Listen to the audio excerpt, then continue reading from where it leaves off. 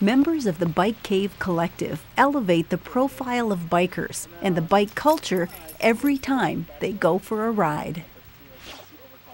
Well, the best thing about it is everybody you see is smiling, you know? It does have some practical benefits too, like you can see over cars, you can see what's going on ahead of you. Also, you're more visible, and cars seem to give you, way more space, probably because they're afraid that they're going to kill you. I'll be right there. It's the White House, don't worry about it.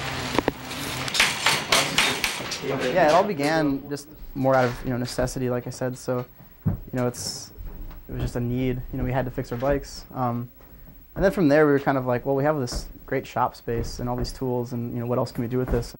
This house is a Catholic worker house, and the Catholic workers provide housing for people who would otherwise be homeless. So they're usually marginalized and formerly homeless people. And we have lots of folks living here who don't have money, don't have a real good means of transportation. So we said, well, bikes, that's the way to go. And so the Bike Cave was born. It's a creative community workshop where anyone can learn about bikes. Neighborhood kids, teenagers, anyone with a desire to learn. That's the absolute best. Like that's why we do this, They can work on their own bike, and that's the best thing because bikes are free to ride, and if you know how to work on it, it's like you're set. So this is usually where we store bikes that people have brought to have us fix up. We do a lot of tune-ups, either for a very small price or for work trades, so people can come here and work around the shop, help clean up, help strip down bike frames, things like that, and we'll do that. We'll give them their bike back. We also did a thing where people could build 2 bikes and leave one with the collective and then take the other bike, which works out really well if they know how to work on bikes. 8 months ago, I didn't know much about bikes at all, about working on bikes. I mean, I've ridden for a long time, I've ridden seriously for a long time, but I've always brought my bike to a bike shop. And so yeah, now I feel like I'm pretty confident working on bikes, and it's been great. How do I want, decide how high to put that in there? If you want more of an upright position, then probably right there. Okay. Justin stopped by for some advice.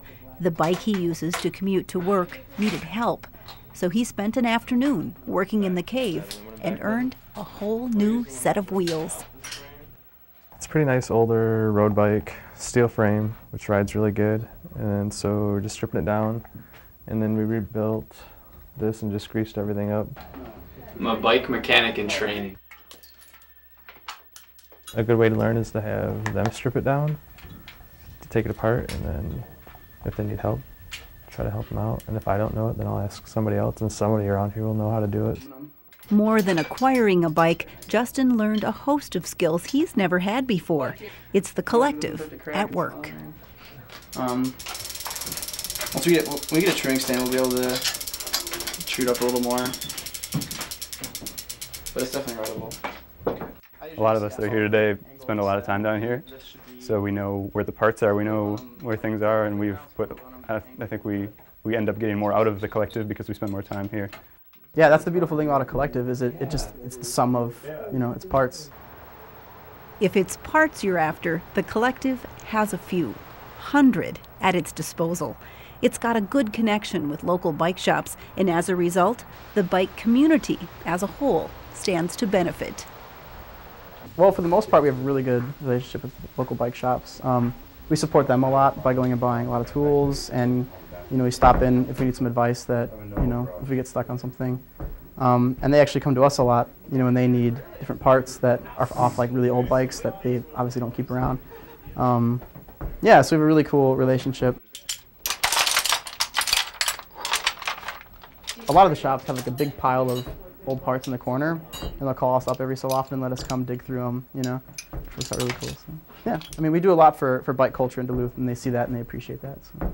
We have a Bike Cave Collective stencil that will stencil our bikes so that, because we have some loaner bikes that we give out to people and say, you can use this bike for a couple of days, just bring it back, things like that. So we have our little tag on our bikes. Yeah, I definitely need to raise the seat by a lot.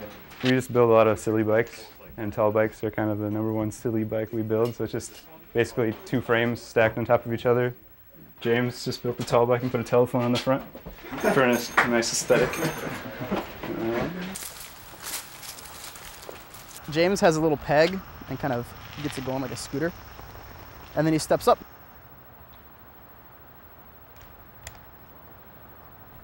They make it sound so easy and look so fun. Those tall bikes are almost irresistible. Okay. And then we're going to walk behind you and balance you. Tall bikes. Why not, I guess, really. You know, it's like they're a lot of fun and they make people smile. That's the best part. And yeah, I think that's really why it's why not ride tall, you know. when a car pulls up next to you really slow, I look over expecting, you know, who knows what, and there's somebody with a camera like smiling and waving, you know. And a lot of times people just kind of cheer you on or stop and say howdy, and it's totally different environment than just riding commuting style, you know. You don't get yelled at. People just laugh at you, you know, they can't really be angry when they're just cracking up, you know. That's the main advantage of tall bikes, is everybody just finds them silly, you know, and that's what this world needs, is a little more silliness. For hours and more information on the Bike Collective, check the internet. Visit their blog at bikecavecollective.blogspot.com.